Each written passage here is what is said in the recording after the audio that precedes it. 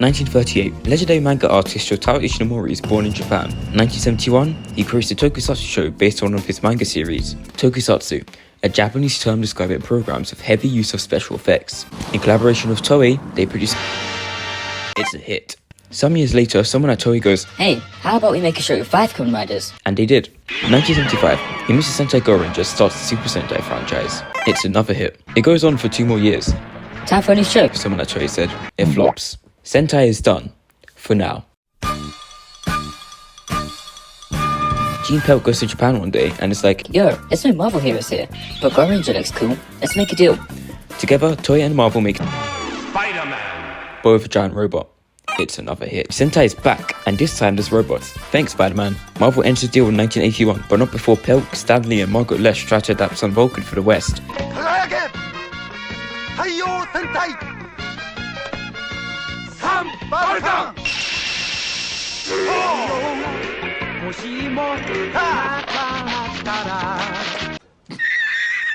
It failed. This guy, Saban, sees Spider-Man whilst on a business trip in Japan. He tries adapting it and makes a pilot.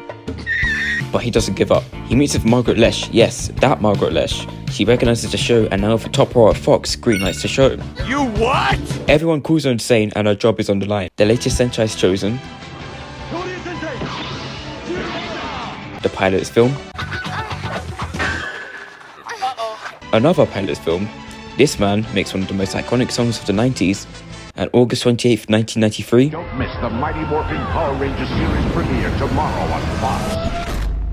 It's Morphin time! After 10,000 years of being trapped in a space dumpster, Rachel Repulsor breaks free and decides to conquer Earth. The Zordon, along with Alpha 5, recruits 5 teenagers of attitude to become the Mighty Morphin Power Rangers. MMPR first airs on the Fox Kids network. It is a hit, like a huge hit. Parents complain it's too violent for kids.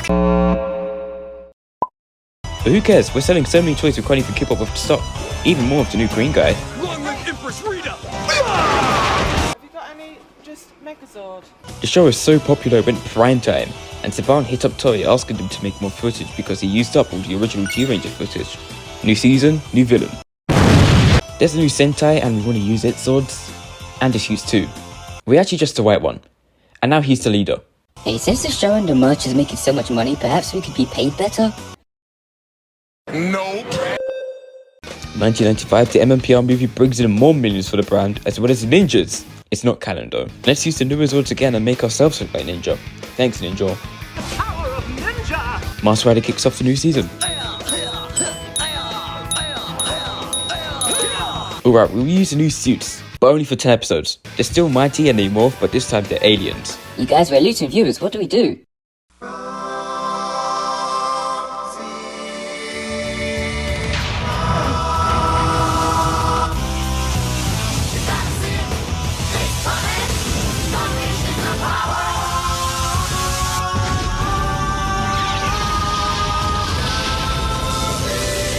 Zeo Rangers are here to take on the Machine Empire. Guess who's back? It's Jason and now he's gold. The Alien Rangers come back and start the team-up trend which will carry on for years to come. The Rangers now have car powers, for some reason. And there's a Ranger who's a child.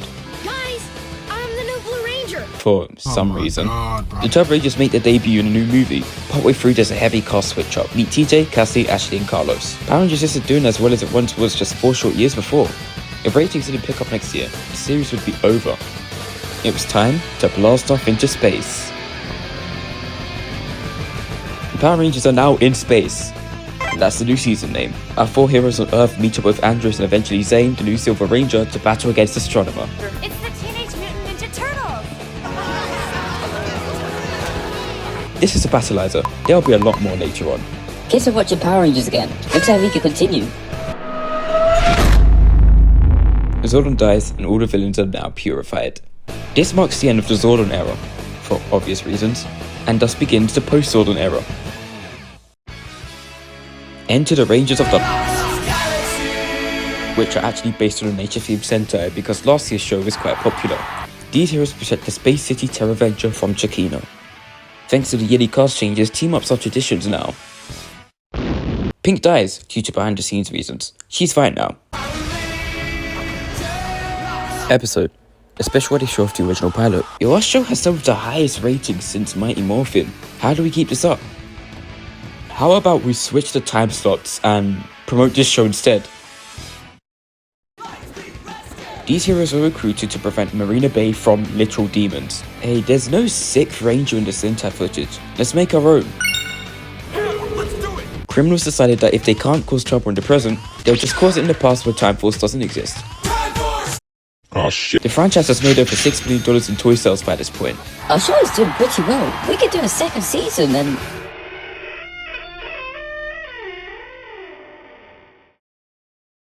The Big Mouse Disney acquires the right to the franchise as part of a package deal along with the rest of Saban's library of shows when they purchase Fox Family. Ew, what's this? We don't want it. Let's cancel it next year. The Wild Force Rangers are chosen by the mighty Wild Zords to fight off the awoken Master Org and his minions. This was going to be the last season because Disney did not care for Power Rangers. They probably would have cancelled it with Time Force if they could, but the show is already well into production. Episode 26 becomes the final episode to air on Fox before moving to ABC Kids. And of course, Wild Force is well known for having that episode of 10 Red Rangers?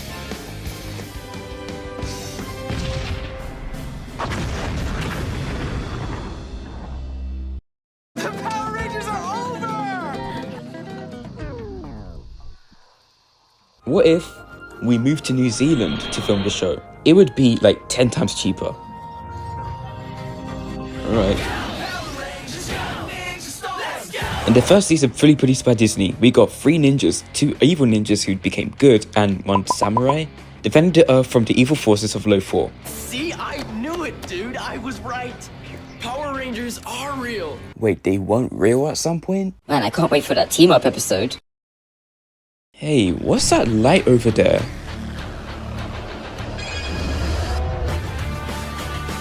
Mesogog wants the world to go back to the dinosaur age, but recruits 3 teams to become the next generation of prehistoric powered heroes. Happy 500 episodes, here's the history of the Power Rangers. Hey, wait a minute. Tommy is back in black, and Trent is on smoke. And team-ups are back as well. And after all this, Disney still tried to cancel the show after this season. If that happened, that means we wouldn't have even got...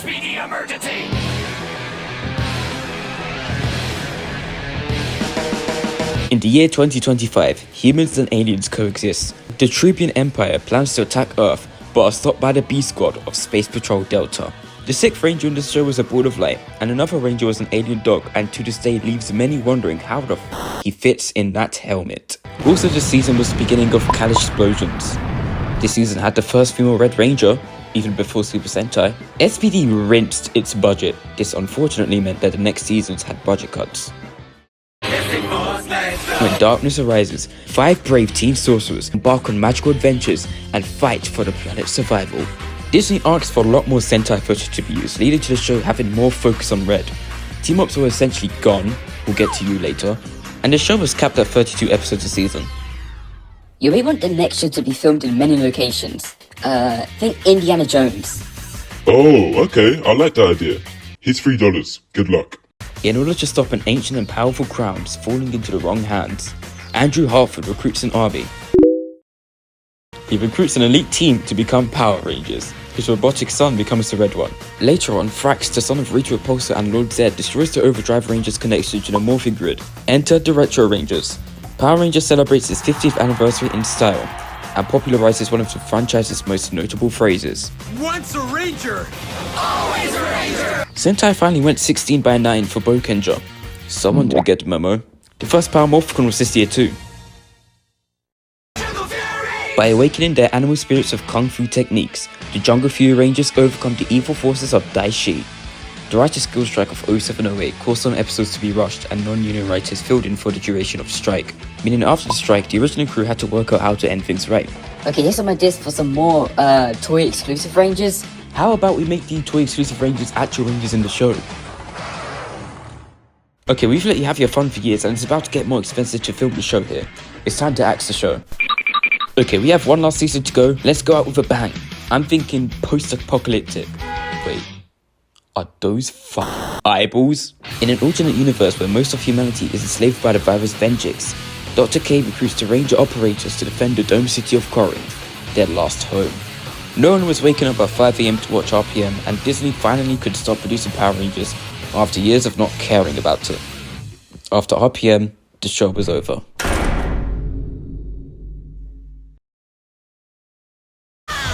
Mighty Morphin came back with a whole lot of comic book effects. No one really cared for. Wait, hold on. Is that the Q-Rex? Saban bought Power Rangers from Disney.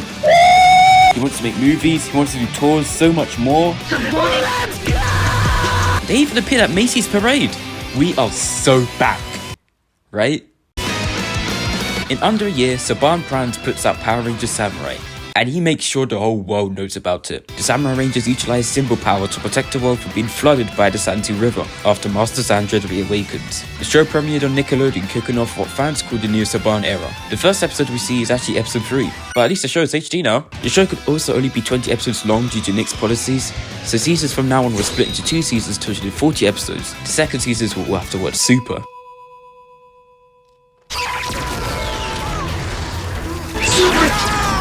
Oh yeah, we had a Red Ranger team up too, that was cool. 2012 we got Super Samurai. Shout began putting out DVDs of all the previous Power Ranger shows. Samurai as a whole ended up being a bit rushed due to the team wanted to meet the deadline of early 2011. But with the 20th anniversary on the horizon, there would be time to create a product as strong as those of the previous Saban era, whilst also celebrating the legacy the franchise had. Right?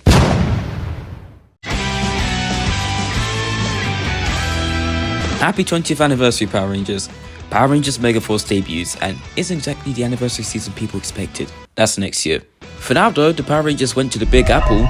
There's a simple explanation for that. Super Megaforce starts and has all the 20th anniversary celebrations people were waiting for. Morphin time! Including the legendary battle which had been hyped up for almost 2 years at that point. Nice, Wild Force! Anyway, also this year they announced the new Power Rangers movie was on the way. The next show, Power Rangers Energy Chasers, was just announced.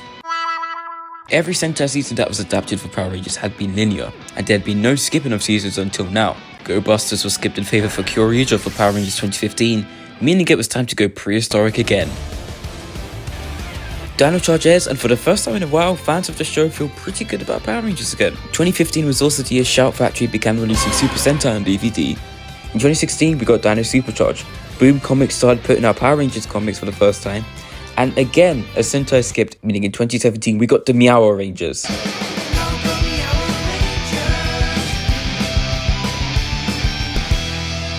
In this year we got Power Rangers.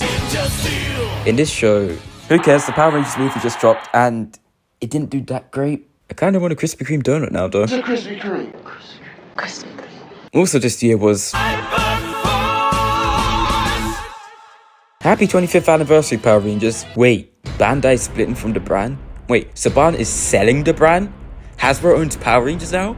And they're going backwards and adapting Go Busters? Oh, Power Rangers is so back! Hasbro establishes National Power Rangers Day on August 28th, and on this day, the 20th anniversary special airs as an episode of Super Ninja Steel. And with Super Ninja Steel's finale, the Neo Saban era comes to an end. In 2019, we got the first show under Hasbro, Beast Morphers. Wait. Grid Battle Force creates a new team of Power Rangers by combining Morph X with animal DNA. The Rangers are tasked with defeating Evox. Season 2 of Beast Morphers gives us the Dino team up and the links to RPM. I was vengeance! Nah, I never knew that. This is also the year that the Sentai being used for next year's adaptation will be announced, meaning it was time to go prehistoric once again. Dino Fury would be the last season to air on Nickelodeon, and will also be available on Netflix this year, and will be its home for its second season in 2022. It becomes not only the first female Green Ranger of the show, but also the first LGBT+ Ranger of the show. If you ever wondered why something in Power Rangers didn't make sense, blame these guys. The Morphin Masters are responsible for everything. Okay, we heard your complaints about us not adapting Q Ranger, so next year, we're adapting it. But only the Zords. Cosmic Fury is announced for 2023. Also announced this year was Mighty Morphin Power Rangers Once and Always. This year we've had Once and Always, which started streaming in April. Cosmic Fury will not begin streaming until the fall.